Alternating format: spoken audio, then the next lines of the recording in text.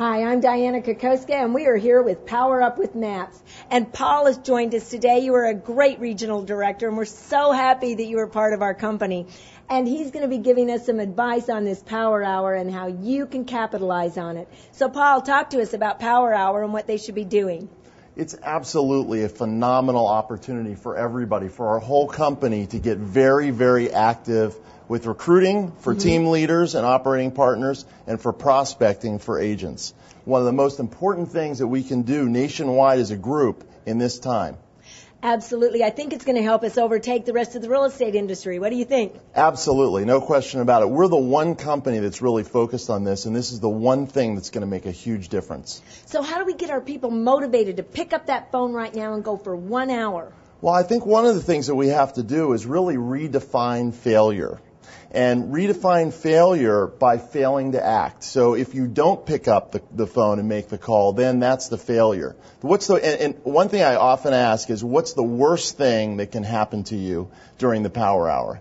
And sometimes I will go to my team and we'll go off and make these phone calls, and afterwards it's very funny. Say, what's the worst thing that happened to you? And it really changes your mindset with respect to framing your mind for that Power Hour. And the worst things that happen are always something funny happened, but the best things that happen is that we make amazing contacts during that hour. So, Paul, how do you know what to say? Well, one of the things we've talked about is mindset, but the other thing is tools. And I've had the pleasure of being on your Language of Sales course, and let me tell you, for a call twice a month, $99 a month, it's the best money you could spend, and it will give the agents and team leaders and operating partners and regional directors the tools that they need to be very successful in those calls. Well, it definitely teaches you what to say, doesn't it? There's no question about it. And when you know what to say, it reduces the call reluctance as well.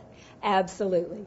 So I'm a little hesitant. I don't want to pick up that phone. In fact, I think that phone probably weighs 1,000 tons right now.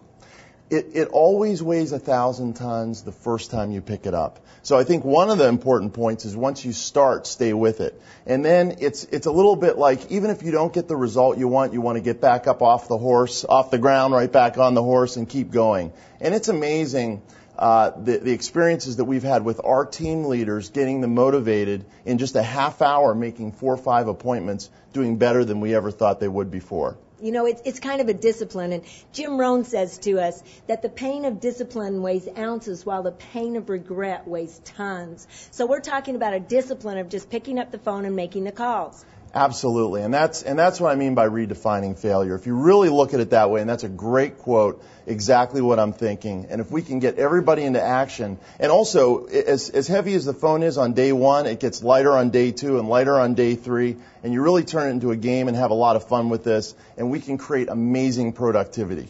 So the question is, folks, do you intend to get in action? I do. Do you?